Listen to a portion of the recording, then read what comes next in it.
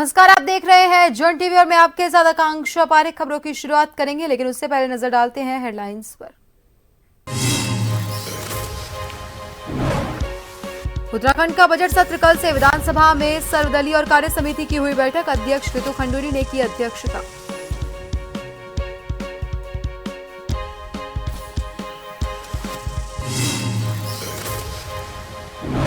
देहरादून में नीति आयोग की कार्यशाला। सीएम पुष्कर सिंह धामी ने की शिरकत। पिंडर नदी को कोशी नदी से जोड़ने का किया अनुरोध। कहा 2 लाख लोगों को होगा फायदा।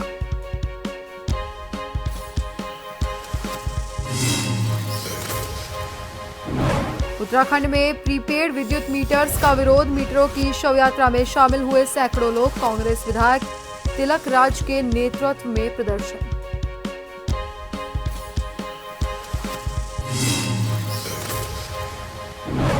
आखिर पकड़ा गया हमलावर बाघ। रामनगर के कगबर में बाघ से थी दहशत। कई लोगों को कर चुका है घायल। देर रात पार्क में टाइगर को किया ट्रैंकुलाइज।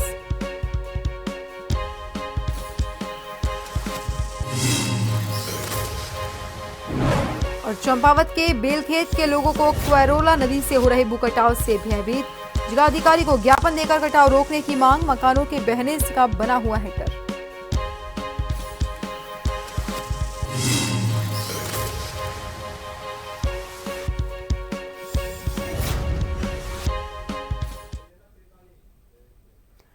प्रधानमंत्री नरेंद्र मोदी ने दिल्ली के एयरपोर्ट पर कतर के अमीर शेख तमीम बिन हमद अल थानी का स्वागत किया। आपको बता दें कि कतर के अमीर 2 दिन के भारत दौरे पर हैं। अमीर का मंगलवार को राष्ट्रपति द्रौपदी मुर्मू से मिलने और मोदी से बातचीत करने का कार्यक्रम है।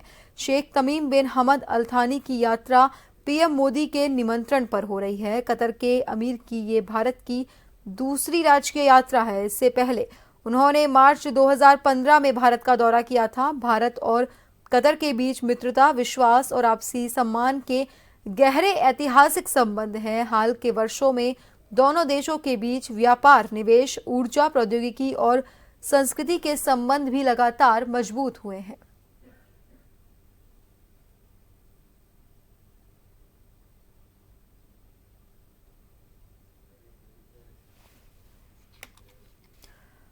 उत्तराखंड में कल से शुरू होने वाले बजट को लेकर विधानसभा में सर्वदलीय और कार्य समिति की बैठक हुई, जिसमें सभी पार्टी के नेताओं ने भाग लिया। सर्वदलीय बैठक की अध्यक्षता विधानसभा अध्यक्ष ऋतु खंडूरी ने की, जिसमें नेता प्रतिपक्ष यशपाल आर्य, संसदीय कार्य मंत्री प्रेमचंद अग्रवाल, कांग्रेस विधायक प्रीतम सिंह, बसपा विधायक शहजाद अहमद और बीजेपी के विधायक खजान दास और उमेश शर्मा काऊ मौजूद रहे।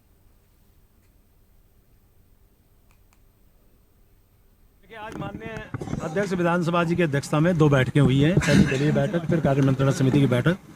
दलीय बैठक में यही तय हुआ कि भारतीय जनता पार्टी के तरफ से मैंने आश्वासन दिया कि सदन कार्रवाई में हम पूरा सहयोग करेंगे और नेता प्रतिपक्ष जी ने भी इसी प्रकार की अपनी भावना व्यक्त की है कि सदन हमारा व्यवस्थित चले। और स्वाभाविक रूप से अब ये बजट सत्र है तो सभी तरफ से, नेता बसपा की तरफ से भी इसी प्रकार की बात वहाँ रखी गई है। दूसरी बैठक कार्य मंत्रणा समिति की थी। कल से आहूत हो रहा है हमारा विधानसभा सत्र। तो पहले दिन माननीय राज्यपाल जी का अभिभाषण होगा, अगले दिन इस पर चर्चा होगी, कुछ विधायी कार्य वो होंगे और 20 तारीख को 12:30 बजे आगामी वर्ष का बजट प्रस्तुत करेंगे। हमारी मांग रही है कि सदन की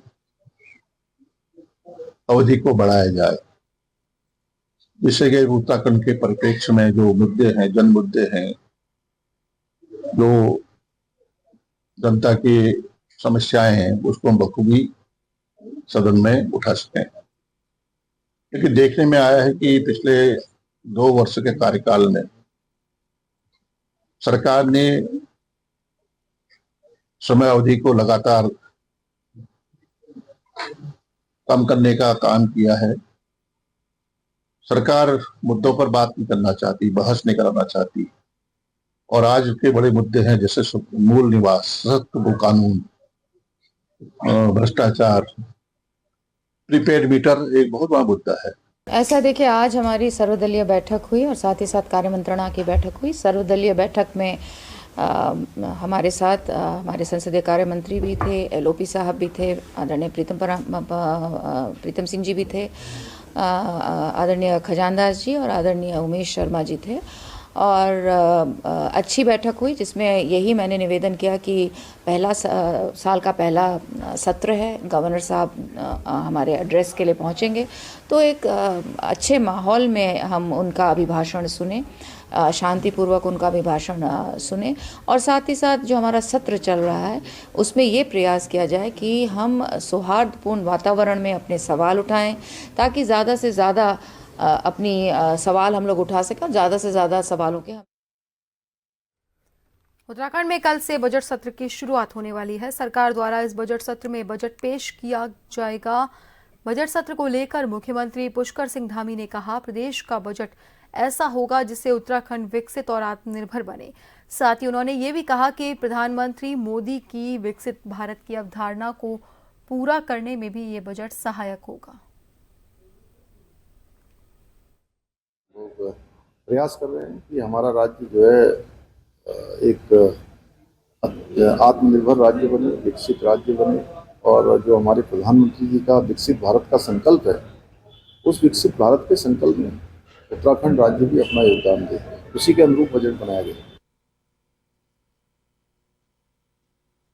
सत्र के दौरान सदन में मोबाइल के इस्तेमाल की इजाजत नहीं होगी। इसके स्पष्ट आदेश विधानसभा अध्यक्ष ऋतु खंडूरी ने दिए हैं। ऋतु खंडूरी ने कहा कि विधानसभा सत्र की सुरक्षा के मद्देनजर सदन के भीतर किसी भी मोबाइल फोन के इस्तेमाल की इजाजत नहीं होगी। यदि प्रश्नों का जवाब देने के लिए मोबाइल फोन का इस्तेमाल जरूरी है तो संबंधित को सदन से बाहर आकर बात करनी होगी। पिछले विधानसभा सत्र के दौरान कई लोगों ने मोबाइल का इस्तेमाल सदन के भीतर किया, जिसका कड़ा विरोध देखने को मिला था।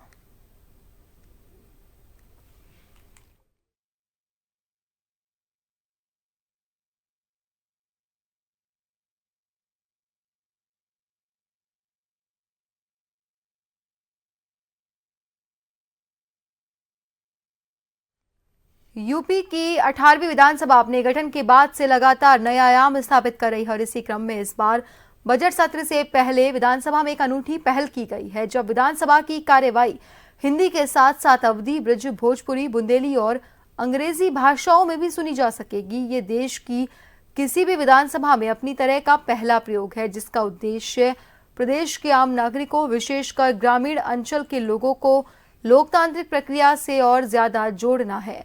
विधानसभा अध्यक्ष सतीश महाना ने इस ऐतिहासिक पहल पर कहा कि यूपी एक विशाल और विविधता से भरा राज्य है, जहां अलग अलग क्षेत्रों की अपनी विशिष्ट बोलियां और भाषाएं हैं।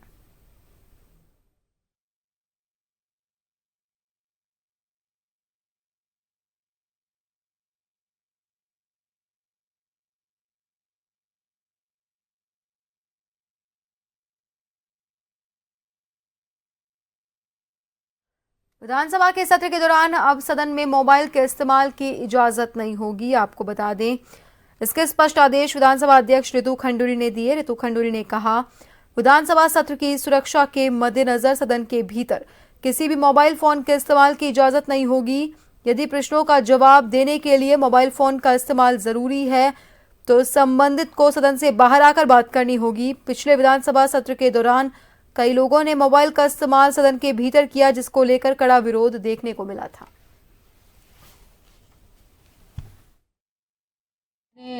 फिर से सीएस मैडम थी, उनको साफ तौर पर इस बात को कहा है कि सदन में मोबाइल नहीं चलेंगे। अगर कोई इमरजेंसी है या कुछ सवाल का जवाब या कुछ इस तरह की बात होती है तो सदन से आप बाहर निकलेंगे और बाहर आप उसके बाद अपने मोबाइल को यूज कर पाएंगे। सदन के अंदर बिल्कुल भी मोबाइल का यूज वर्जित। राजधानी देहरादून के राजपुर स्थित एक निजी होटल में नीति आयोग के कार्यशाला का आयोजन किया। इस कार्यशाला में मुख्यमंत्री पुष्कर सिंह धामी ने भी भाग लिया। मुख्यमंत्री पुष्कर सिंह धामी नीति आयोग के सामने उत्तराखंड की पिंडर नदी को कोसी नदी से जोड़ने का एक बार फिर से अनुरोध किए। मुख्यमंत्री धामी ने कहा, पिंडर नदी को कोसी नदी से जोड़ने से करीब 2 लाख लोगों को फायदा होगा। इस नदी के जोड़ने से एक बड़े क्षेत्र में सिंचाई और पेयजल की समस्या से लोगों को निजात मिलेगी। अगर हम कोसी से जोड़ देंगे तो बहुत बड़ा क्षेत्र जो है हमारा तो जल की समस्या से जूझ रहा है, जहाँ आज जल संकट है, 2 लाख लोग लगभग इससे सीधे सीधे उनको लाभ मिलेगा, पेयजल भी मिलेगा, सिंचाई का भी काम होगा। तो मैंने अनुरोध किया था, मैं नीति आयोग में भी पहले भी मैं अनुरोध कर चुका हूँ कि एक बड़ा क्षेत्र जो ये नदियाँ पहले सदा नीरा होती थी, पूरे 12 महीने इनमें जल प्रवाहित होता था, लेकिन इधर के सालों में जो है धीरे धीरे ये बरसाती जैसी हो गई हैं, ये सदा नीरा बनी रहे। उसी के लिए नदियों को जोड़ने का जो अभियान देश के अंदर चलाया जा रहा है, माननीय प्रधानमंत्री जी के नेतृत्व में आगे बढ़ रहा है, उसी के लिए मैंने भी अनुरोध किया। हाल ही में संपन्न हुए राष्ट्रीय खेलों में रामनगर शहर ग्रामीण क्षेत्र के 5 खिलाड़ियों ने पदक प्राप्त किए। इन सभी खिलाड़ियों, उनके कोच और परिवारजनों को 3 संस्थाओं कल्पतरू, नेकी की दीवार और रचनात्मक शिक्षक मंडल की ओर से सम्मानित किया गया।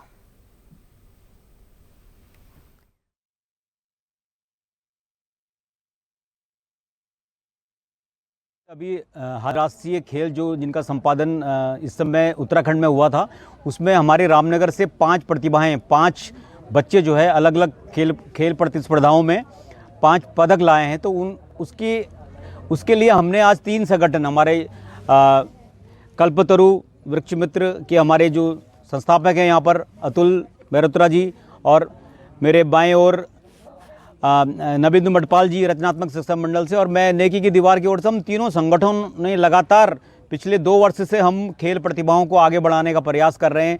विभिन्न सामाजिक क्रियाकलापों के इतर हमने ये सोचा कि खेल प्रतिभाओं को किस प्रकार, जैसे जो प्लेटफॉर्म यहाँ पर नहीं मिल पाता है, तो हमने प्रयास किया, मिलजुल कर एक छोटा प्रयास था, और उस प्रयास की परिणति आज हमें देखने को मिल पा रही है। कोमल चौहान और भी जो है 5 बच्चों ने, जो कि कोमल चौहान, अंश बिष्ट, सौरी पटेल, ये मॉडर्न पेंटाथलॉन में जो है इन्हें पदक मिले हैं। भारत मेहरा जी और अभय बिष्ट, इन्हें फुटबॉल में रजत पदक मिला है। और नगरपालिका अध्यक्ष विनोद डोभाल ने पत्रकार वार्ता में कहा कि मैंने जो वादे चुनाव के दौरान किए हैं, उन्हें अब धीरे धीरे धरातल पर उतारने का प्रयास किया जा रहा है। सीवेज ट्रीटमेंट प्लांट की स्वीकृति दिलाने में विधायक संजय डोभाल का अथक प्रयास रहा है। वहीं हरित पालिका बनाने के लिए वन विभाग से पौधारोपण के लिए सहयोग लिया जा रहा है। नगर पालिका जो डंपिंग जोन है उसको बहुत जल्दी अगले 1-2 माह में तैयार करके देगा।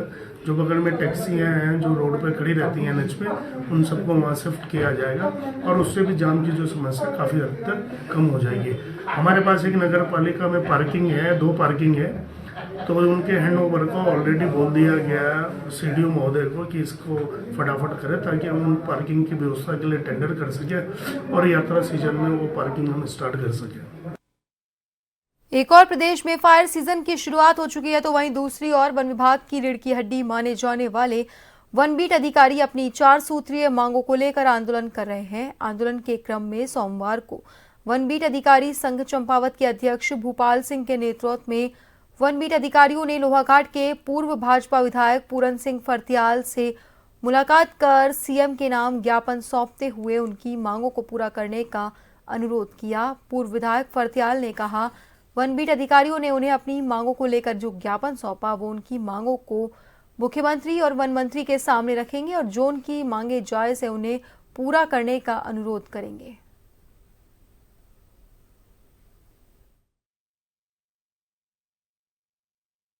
बीट अधिकारी वगैरह जो एक आंदोलन में बैठे हैं अपनी जायज मांगों के लिए, इनके मांग का मैं समर्थन करता हूं और इनकी जो 4 सूत्री मांग है और इनकी जायज मांग है कि इनको समय से प्रमोशन न करना, तो वास्तव में बहुत खेद का विषय है। इसको समय देखते हुए सरकार ने जो इनके अधिकार हैं, जो नियम है, उनके तहत जो भी इस नियम के तहत आता है इनको प्रमोशन होने चाहिए, वही इनकी एक मांग है।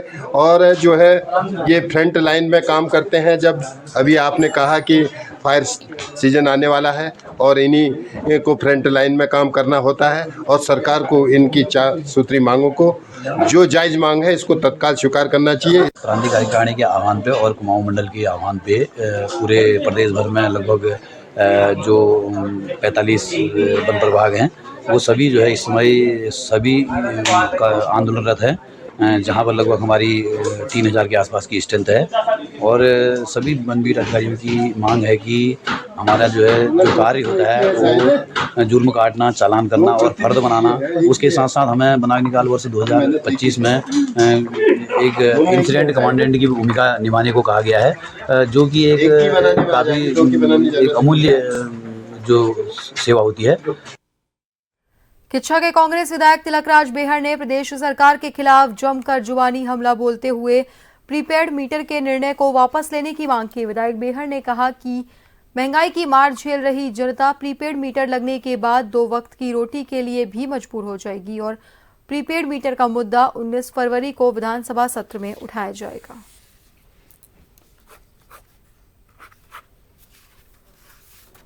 धीरे धीरे लोगों को मिला। आज भारतीय जनता पार्टी के विधायक खजान दास ने इसका विरोध किया, क्योंकि है कि जब 1 साल पहले इलेक्ट्रॉनिक मीटर लगे थे तो इसके आज बदलने की करोड़ रुपया उत्तराखंड का बर्बाद करने की क्या जरूरत थी। ये और डेवलपमेंट के काम आता और हमारी मजबूती के काम आता, स्वास्थ्य के काम आता, क्षेत्र में शिक्षा के क्षेत्र में काम आता, सड़कें बनाने का काम आता, डेवलपमेंट का काम आता। ये ना करके अरबों रुपया अडानी को दिया जा रहा है, जीन कंपनी को दिया जा रहा है। स्मार्ट मीटर और प्रीपेड मीटर के विरोध में आज ये अडानी शव यात्रा निकाली गई है और आप देख रहे हैं कि कितना भारी जन आक्रोश आपको दिख रहा है, क्योंकि यहाँ गरीब के ये हित में नहीं है, ज़बरदस्ती ये थोपा जा रहा है गरीबों के लिए।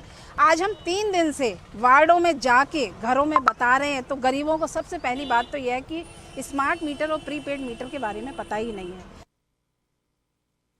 और फिलहाल के लिए नजर डालते हैं हेडलाइंस। उत्तराखंड का बजट सत्र कल से विधानसभा में सर्वदलीय और कार्य समिति की हुई बैठक। अध्यक्ष ऋतु खंडूरी ने की अध्यक्षता।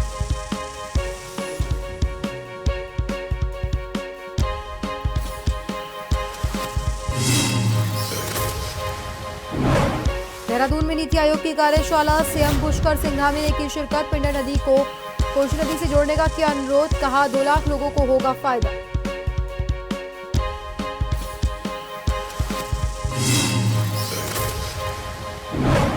उत्तराखंड में प्रीपेड विद्युत मीटर्स का विरोध, मीटर की शव यात्रा में शामिल हुए सैकड़ों लोग। कांग्रेस विधायक तिलकराज के नेतृत्व में प्रदर्शन।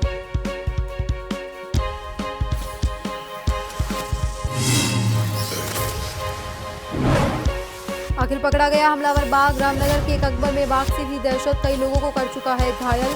देर रात पार्क में टाइगर को किया गया ट्रैंकुलाइज।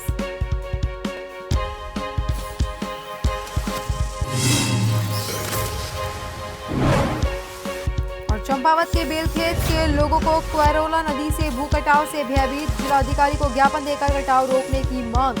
मकानों के बहने का बना हुआ है डर।